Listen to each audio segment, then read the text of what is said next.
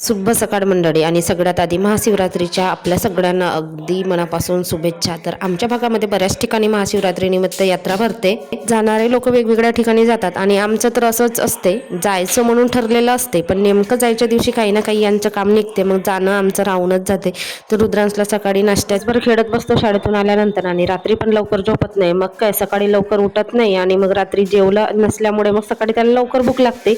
मग आता त्याचा आवडीचा पदार्थ होता डोसे आणि चटणी, मग काय त्याला सकाळी उठल्याबरोबर डोसे चटणी बनवून दिली।